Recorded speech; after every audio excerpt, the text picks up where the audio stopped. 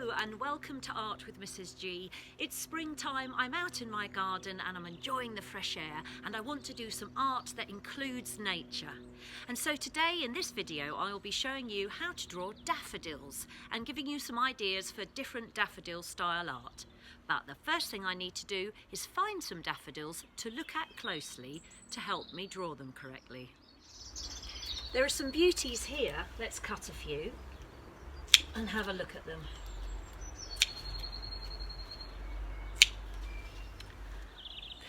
Let's look closely at your daffodils. So they've all got the same 6 petal structure. Can you see? 1, 2, 3, 4, 5, 6. If you think about it as 2 triangles, that will help you when you're drawing. And they've all got the trumpet on the front, which sticks out with the circular centre. And they come in a variety of colours, of course, and they've got extra petals and some of them are frillier than others. So just look closely at whatever you're drawing before you start. I'm going to quickly show you some famous daffodil artworks which may give you some ideas for the style of art that you want to do at the end of this session when you know how to draw daffodils. The earliest artworks of daffodils can be traced back 300 years to Greek botanists who were drawing the seeds, flowers and leaves to help people identify plant species. Soon after this, artists became keen to do still life paintings of flowers in vases, such as this one by Dutch artist Christoph van den Berg. It has a great richness of colour and it's very sculptural in the style of painting, and the daffodil really adds that light and interest to the artwork. These paintings often have insects in them, and I think that's a great idea to add an element of fun to your art. Moving on to 1885, this is Daffodils by Bertha Morisot, a very famous French Impressionist artist. And she was really trying to capture the light and the freshness and the essence of spring in her artwork. In 1910, American artist Charles Webster Hawthorne painted this beautiful image, and it's expressionist in style. In other words, he's using those daffodils to show the lightness and the beauty and the freshness that is also in the women's faces. And here's a bouquet of flowers by the very famous French Impressionist artist Auguste Renoir. Painted in 1914, you can see how he uses all the streaks of light and colour in his daffodils, and they are not just yellow. Plenty of modern artists still try to capture the beauty and simplicity of the daffodil flower. So now let's learn how to draw a flower, and then you can decide what kind of artwork you would like to produce with daffodils in it. So here I am back at the drawing table, ready to practice drawing daffodils many times before I start my artwork. I don't want to be making mistakes on my canvas. So I'm going to show you how to draw them pointing in as many different directions as possible, and then you can decide how many you want to put in your own artwork. To begin with, think about 2 ovals. So this is the inside of the trumpet and this is the outside of the trumpet. This will be the frilly bit, and they're all different sizes. Some little frills are bigger than others. And then inside the trumpet there is the stamen sticking out. Then you get the bell end or the trumpet shape behind it. And this is the base from which the petals are growing. So if you imagine that there is an oval around this, now obviously don't draw this in your pens, I'm just showing you the shape to begin with. Imagine that there's another elliptical shape behind it.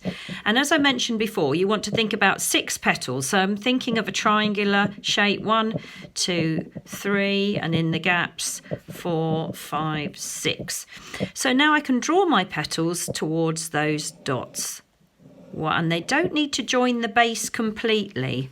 I draw my top 3 petals first, and they can poke just outside of the circle as well. And all petals are different. Some of them will slightly fold over as well. So there's my top 3, and I'm doing my under 3 petals. So that's the basic shape. And then you might want to put some shading lines inside, some flicky lines coming out like that, some shading underneath one side of the trumpet and a few lines going down it. It's good to have some lines off the centre of each petal.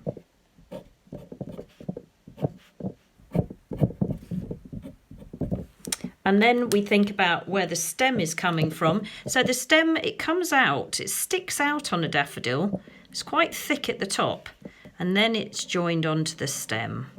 Pretty solid, straight stems. Sometimes they bend over a little bit. So keep going until you get the height of the daffodil you want. Then put a leaf there, long and thin. They come to a point. There's one leaf at the front and the other one normally wraps around from the back. So give that a nice shape on the other side, and we'll just tuck it behind the stem like that. Let's face the trumpet the other way. So I'm going to have the oval here with the guide round it for the frills. And then the bell or the trumpet end sticks out this side. So let me put the frills on here. I put the stamen in the middle. And then I think, right, that's where my petals are growing from. I get my pencil, I think. I'll practice putting my oval round the back. It's a bigger daffodil, this one. That's about right. Now I think, right, 1, 2, 3, that's one triangle. Let's get those petals on.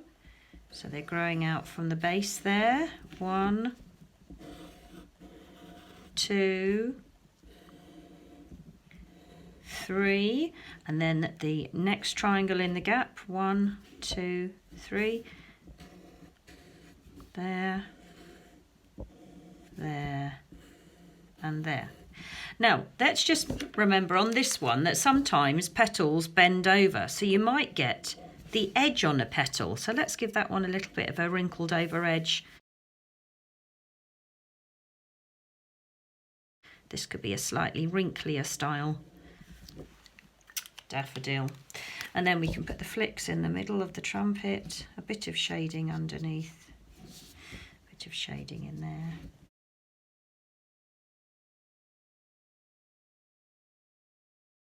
Now this is coming out on its stem and this one's going down like that. Let me show you a daffodil facing forwards more. So it's going to be based more on circles than ovals. So the inside is a small circle with another circle around it. I'm going to put the frills straight onto that. So this can be a very frilly daffodil. And then I'm just going to shade one side of that curve and then put the stamen in. And we can have a few flicky, shady lines coming out behind. Now you won't see the bell behind this because it's facing forward. So now I think of my triangle. 1, 2, 3. And I'm thinking really of more a circle you see behind this one. So if you want to sketch a circle on loosely, doesn't matter if it's wobbly because you can rub it out later. So I do my top 3 petals. That's 1.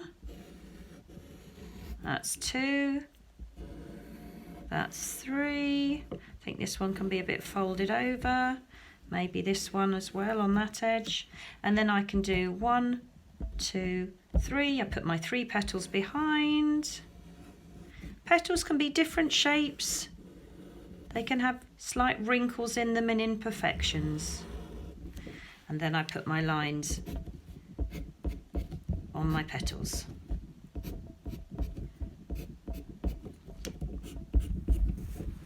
I get my rubber and I disappear out the line behind. And I make sure that I add my stem on. So this is sticking out behind. It won't be so far to the side. Like that. The tips of the leaves can be showing.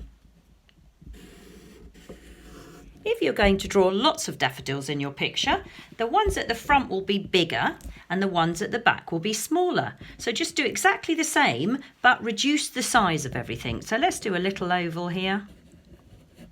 It's a little sideways facing one. 1, 2, 3.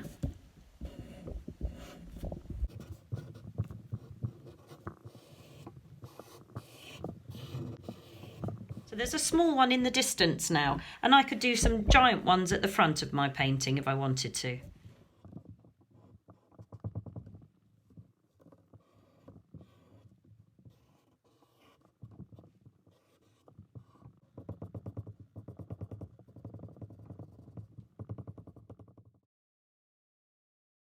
Time to decide what kind of artwork you're going to do.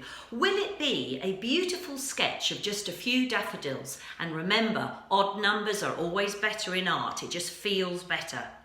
Or will it be a scene? Could it be a field like my scene of poppies behind me here?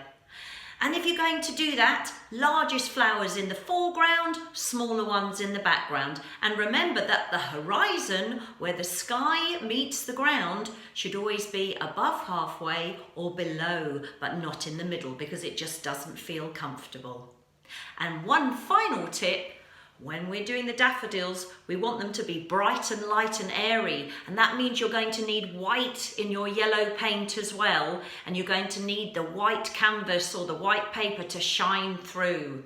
So you probably need to do your palest colours first. Good luck! Sketching up my daffodils in the right position. And the sketching bit is the most important part, really. Now, I'm not expecting you to copy the painting that I'm demonstrating here. This is purely to show you how I've used those daffodil drawings in a painting and how I've built up from the palest colours, adding slightly darker shades, painting in the leaves and then the background. But you design your own painting suitable to your own level and try not to overcomplicate it. Simplicity is often the best. I think it's time for me to stop painting now, as this has become quite complicated. I don't think it's a good idea for me to paint in the background. It'll be a real paint by numbers job and it will take hours. So, as I said, keep it simple. I might put this away for a couple of days and see how I feel and if I want to do anything else. I certainly feel it might be nice to have maybe 2 or 3 blue butterflies fluttering around in the background. But it's always a good idea to stop and have a think. And of course, consider where you want to hang the painting. If this is going to go on a dark wall, then I will leave the background white or a very pale colour. If it's going to hang somewhere else or get framed, then maybe yes, maybe I will fill in the background a little bit. But it's already quite fussy and it's sort of 2/3 to 1/3 full, and it's good to have some space in a picture. So I'm going to stop there, and I hope you enjoy drawing your daffodils or painting them and it's really successful. Thank you for watching Art with Mrs. G. If you enjoyed my video, please give it a thumbs up and comment. Bye!